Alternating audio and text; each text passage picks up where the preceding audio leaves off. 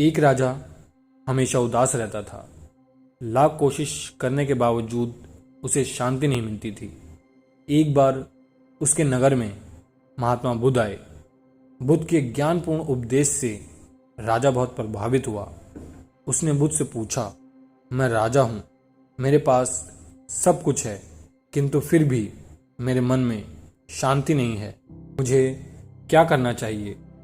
महात्मा बुद्ध ने कहा, आप अकेले में बैठकर चिंतन करें। राजा अगले दिन सुबह अपने कक्ष में आसन जमाकर बैठ गए। तभी उसके महल का एक कर्मचारी सफाई के लिए राजा के पास आया। राजा उससे बात करने लगा और कर्मचारी से राजा ने उसकी परेशानी पूछी, जिन्हें सुनकर उसका दिल भर आया। इसके बाद राजा हर कर्मचारी के दुख दर्द सुनने लगा। सभी के दुखों को सुनने के बाद राजा ने निष्कर्ष निकाला, वेतन कम होने से सभी आर्थिक रूप से तंग थे। राजा ने तत्काल उनके वेतन में वृद्धि की, जिससे सभी कर्मचारी खुश हो गए और उन्होंने राजा के प्रति आभार व्यक्त किया।